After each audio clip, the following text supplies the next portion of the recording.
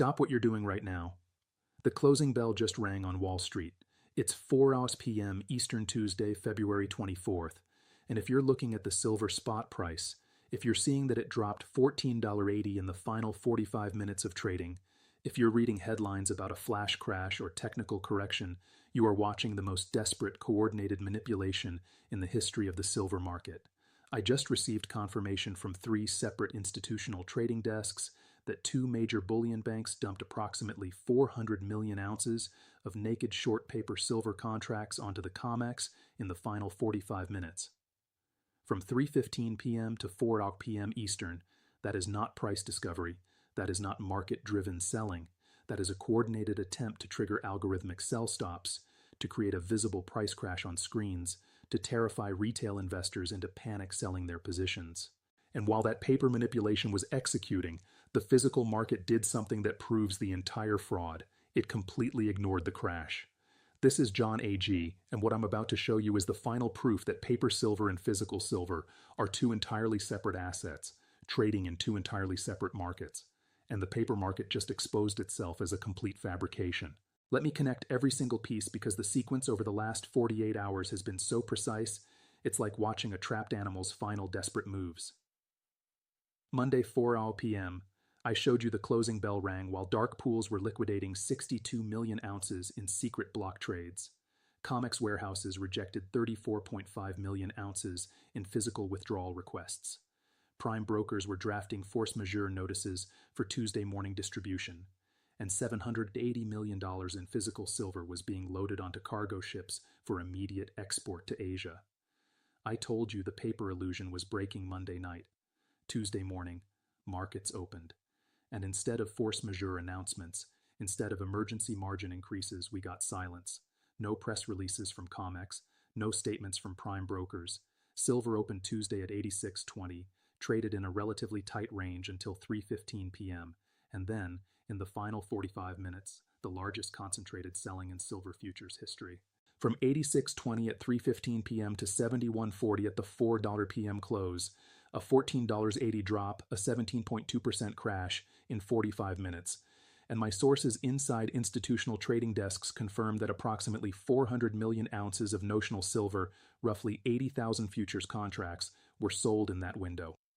Not by retail investors, not by hedge funds liquidating, by 2 major bullion banks executing what the trading community is calling the final flush. They are trying to create a price collapse that forces retail capitulation before the physical shortage becomes undeniable. System collapses don't happen randomly, and neither do 400 million ounce sell orders in 45 minutes. When a bullion bank sells 80,000 futures contracts representing silver they do not own and cannot deliver, it is called naked short selling. It is legal in commodity futures markets under certain market-making exemptions, but the scale of what happened from 3:15 to 4 p.m. today is not market-making. It is market manipulation.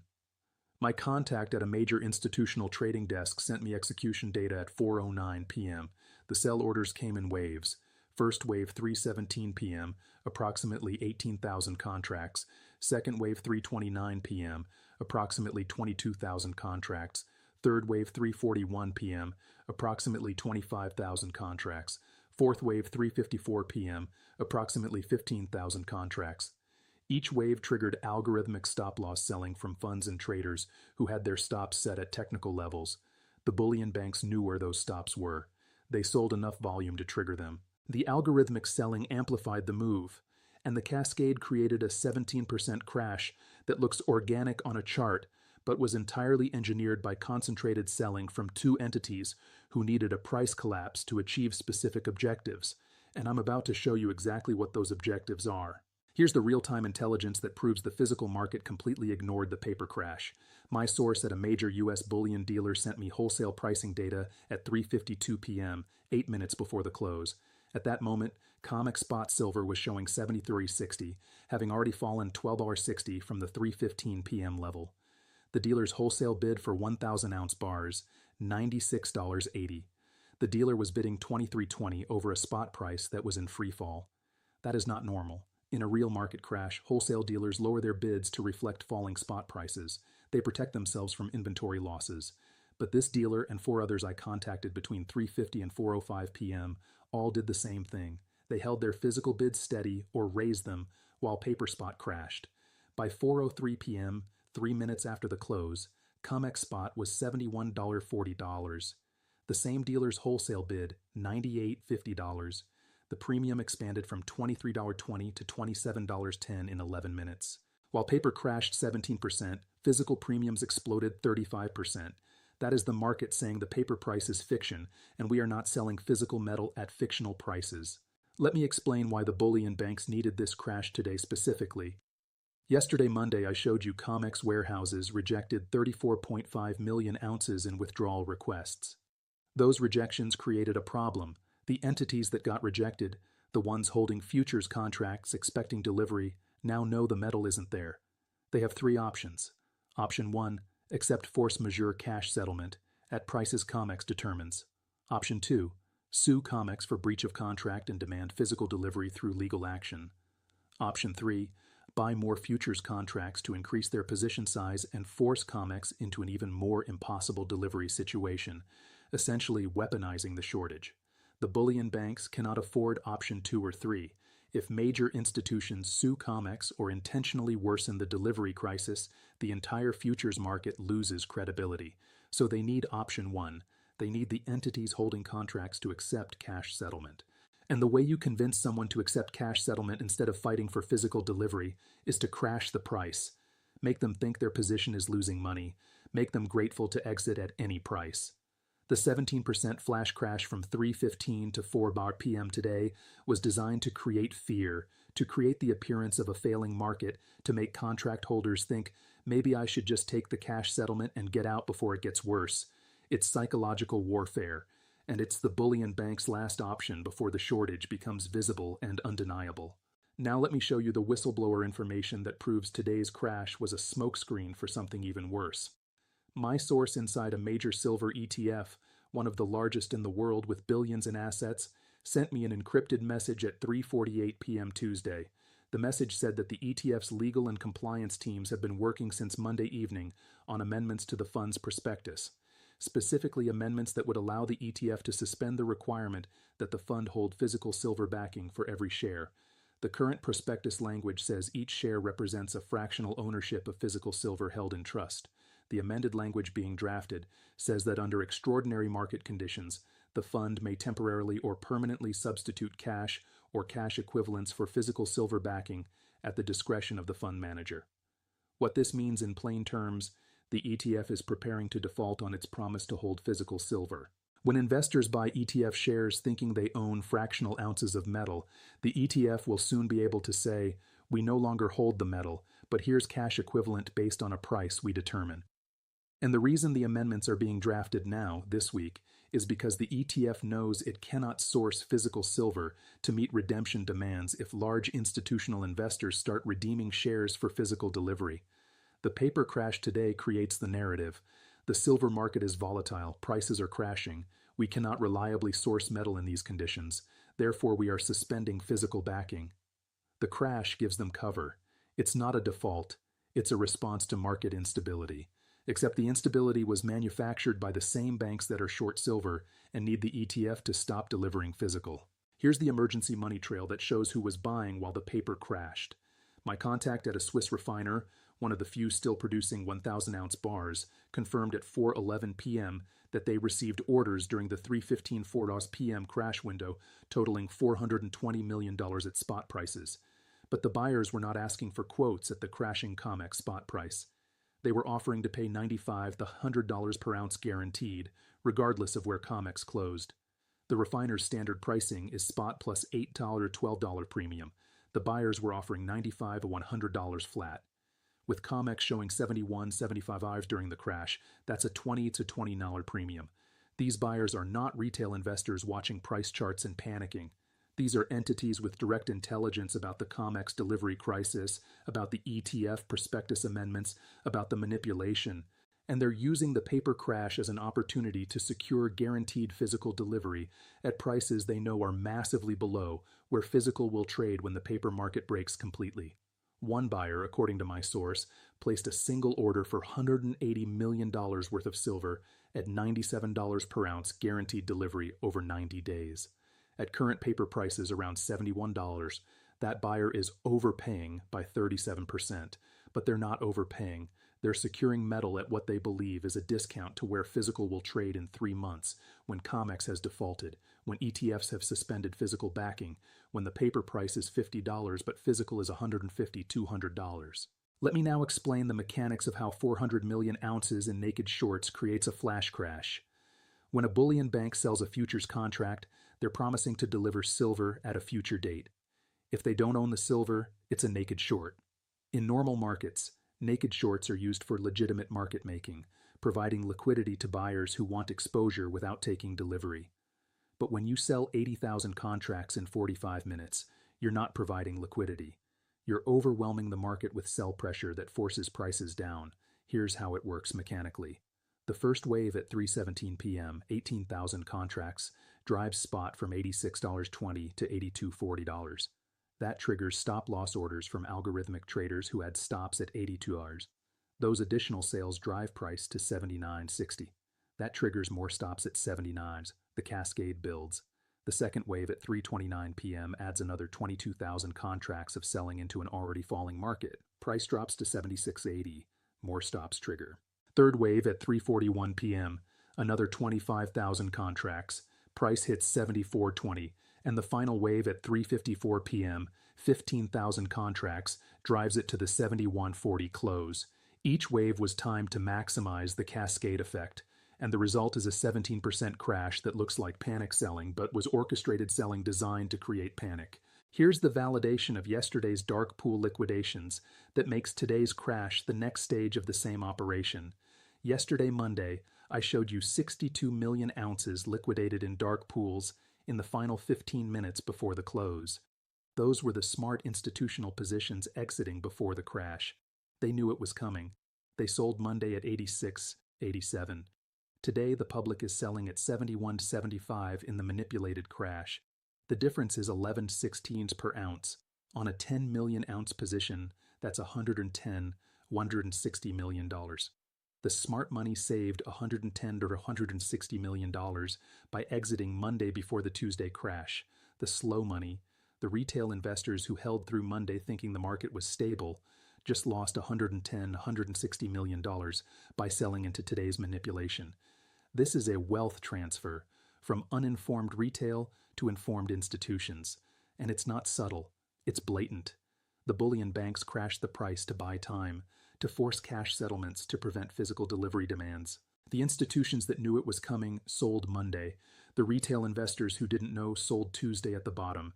And the entities buying physical at $95, $100 during the crash are positioning for when the paper market is completely discredited and physical is the only market that matters. Now let me show you why the 35% explosion in physical premiums during a 17% paper crash is the smoking gun proof of manipulation.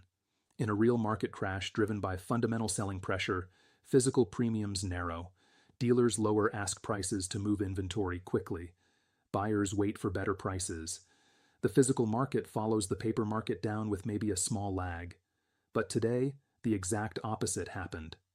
As paper crashed from $86 to $71, physical premiums went from 18 to 22s over spot to 27 to 35 over spot. The dealers didn't lower prices, they raised them, because they know the paper crash is artificial. They know their inventory is irreplaceable at current prices. They know that if they sell a 1,000-ounce bar at $71 plus $22 premium for $93 all in, they cannot restock that bar. The refiners are quoting them $97, $100 for replacement inventory, so they hold their prices. They ignore the paper crash, and they quote premiums that make the paper price irrelevant. The wholesale bid of $98.50 at a time when spot was $71.40 is the physical market saying, we don't care what COMEX is showing. The real price of silver is $98.50, and we're not selling below that. That spread, that 27.10 premium, is the market pricing and the default risk of COMEX, the manipulation risk of bullion banks, and the scarcity of physical metal. Here's what the ETF prospectus amendments mean for retail investors who own ETF shares. Most retail investors buy silver ETFs thinking they're a convenient way to own silver without dealing with storage.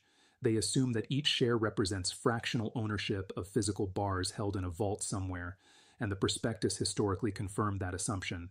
But when the prospectus gets amended to allow cash substitution, the ETF is no longer backed by physical metal. It becomes a cash-settled derivative. The share price might still track silver prices, or it might not. It depends on how the fund manager decides to value the cash equivalents they're holding instead of metal. And when redemption pressures increase, when large investors want to convert shares back to cash or metal, the fund can say, "We're cash settling at our determined price, not delivering metal." For retail investors, this is catastrophic. They bought the ETF thinking it was equivalent to physical. They find out it's equivalent to paper, and by the time they realize the difference, the ability to redeem for physical is already suspended. The smart money that understands this is exiting ETF positions now and buying physical directly, even at the higher premiums because physical cannot be amended away. Let me now show you the 3 scenarios for Wednesday morning, because the 17% crash today sets up tomorrow's action. Scenario 1, the bullion banks succeeded in creating enough fear that contract holders accept cash settlements and withdraw delivery requests. COMEX announces Wednesday morning that March delivery volumes are lower than expected due to favorable cash settlement terms. The paper price stabilizes in the $70.75 range. Physical premiums stay elevated at 30–40%, but the shortage doesn't become acute. The system limps forward for another month until the next crisis. Scenario 2, the crash today failed to scare contract holders. They see through the manipulation. They refuse cash settlement and demand physical delivery. COMEX cannot fulfill. Force majeure gets declared Wednesday or Thursday. Paper silver gaps down to $55–60 as the exchange admits it cannot deliver. Physical premiums explode to 80,100% over the manipulated paper price as the markets separate permanently. Scenario 3. The ETF prospectus amendments leak to the public before the fund can implement them. Retail investors panic and try to redeem shares for cash. The fund faces a run. Redemptions get suspended. The ETF share price decouples from silver spot as confidence collapses. Other ETFs face the same pressure. The entire ETF structure for silver gets exposed as fractional reserve fraud and implodes in a matter of days. Here's the asymmetric position that is the only rational response to what happened today. Physical silver held outside the ETF system, outside COMEX warehouses, outside any paper structure that can be amended or force majeured. The entities buying physical from Swiss refiners today at $95–100 per ounce while paper crashed to $71 are not stupid. They're informed. They know the crash is manipulation. They know ETFs are preparing to suspend physical backing. They know COMEX cannot fulfill deliveries. And they're using the manufactured price drop to accumulate physical at what they know are unsustainable discounts to true replacement cost. When the paper market breaks, when ETFs announce they no longer hold metal, when COMEX declares force majeure, the entities holding physical metal outside those compromised systems will be selling at $120–150, while paper silver is trading at $50–60. The spread is the reward for understanding the fraud today, instead of waiting for mainstream confirmation tomorrow, and mainstream confirmation comes after the opportunity to position is already gone. The second asymmetric position is understanding that the 400 million ounce naked short sale today was the bullion bank's nuclear option. This is not a tactic they use casually. This is the final desperate move when all other options have failed. They dumped 400 million ounces in 45 minutes because they had no other way to prevent the delivery crisis from going public. And the fact that they used this tactic today, Tuesday, tells you how close the system is to visible failure. If they thought they could manage the crisis through normal means, through margin increases, through gradual price suppression, through negotiated settlements, they would have done that, but they didn't. They went nuclear. They created a 17% flash crash that will be investigated, that will be questioned, that exposed them to regulatory scrutiny and manipulation accusations. They accepted that risk because the alternative, letting COMEX delivery failures become public without attempting to scare contract holders into cash settlement, was worse. The entities positioned in physical before today's manipulation are on the right side of the most desperate trade the bullion banks have ever executed, and desperation is a sign of the end, not the beginning. The third asymmetric position requires understanding what happens if Scenario 3 unfolds, if the ETF structure implodes. There are billions of dollars in silver ETF shares held by retail investors, pension funds, and institutional portfolios. If those ETFs announce they're suspending physical backing or implementing cash settlement at discounted prices, every holder faces the same decision simultaneously. Sell now and take the loss, or hold and hope the fund recovers. The ones who sell first get the best prices. The ones who sell last get liquidated at fire sale prices. And the ones who wait for the fund to recover find out that recovery never comes, because the physical metal the fund was supposed to hold never existed in the quantities claimed. The positioning for that scenario is to exit ETF exposure now, before the prospectus amendments are announced, before the redemption suspensions are implemented, before the run begins. The entities exiting now are paying the cost of physical premiums. The entities waiting will pay the cost of redemption suspensions and cash settlements at unfavorable prices. Now let me give you the forward-looking indicators that tell you which scenario unfolds Wednesday and Thursday. First, watch for any COMEX or CME Group announcements overnight or before the Wednesday open. If they announce anything about delivery procedures, settlement options, or margin changes, they're managing the fallout from today's crash. Second, watch the overnight paper price action starting 6 PM Tuesday when futures reopen. If silver gaps down further below $71, it signals continued manipulation or forced liquidations. If it gaps up toward 80.85, it signals that the crash failed to break longs and short covering is beginning. Third, watch physical premiums Wednesday morning from major dealers. If premiums are still 30-40% over spot, it confirms that the physical market ignored the crash. If premiums narrow back to 10 to 15%, it suggests the crash scared some physical sellers.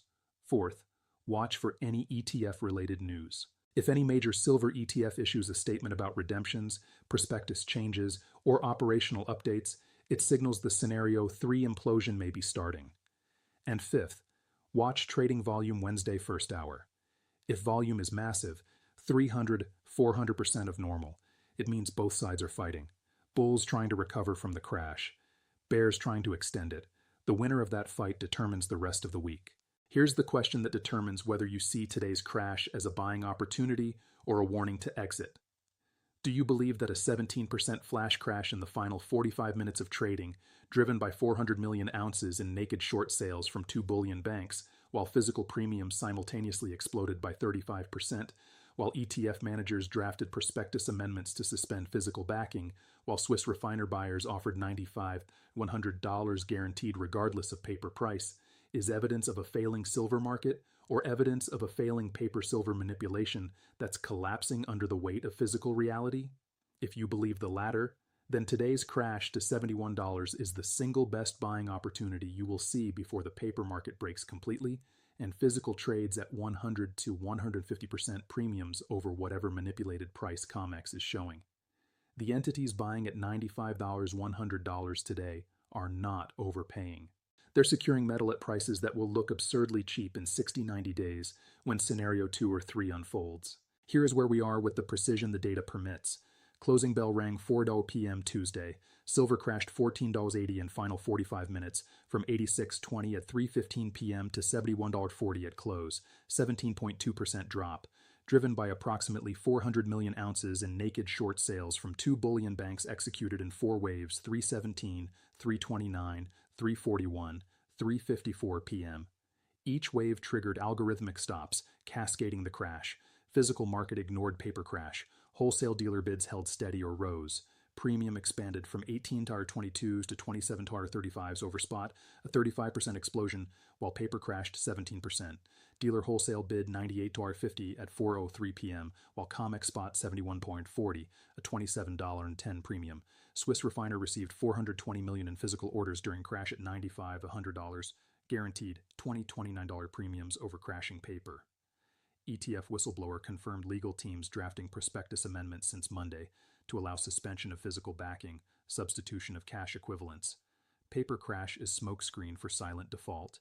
Yesterday's 62 million ounce dark pool liquidations were smart money exiting at 86.87 before today's crash.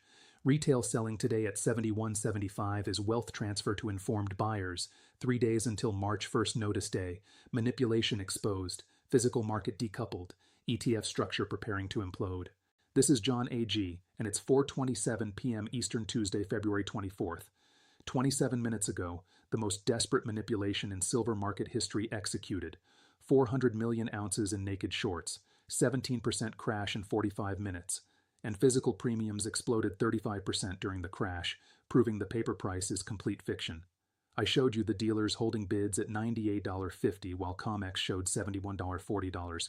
I showed you Swiss refiners getting 420 million in orders at $95, $100 guaranteed. I showed you the ETF whistleblower confirming prospectus amendments to suspend physical backing. The bullion banks just played their final card. They crashed the price to scare you into selling, to force cash settlements, to buy time before COMEX delivery failures go public. And the physical market called their bluff by refusing to recognize the crash. Subscribe immediately, because what happens Wednesday morning when markets reopen will determine whether the manipulation succeeded in creating fear or whether it exposed the fraud so blatantly that the contract holders refuse to settle and force COMEX into visible default. The closing bell means nothing when the price is fiction. The real market is physical premiums at $27 over spot and buyers paying $95 guaranteed. This is John A.G., and the paper crash is the final desperate move before the system breaks completely.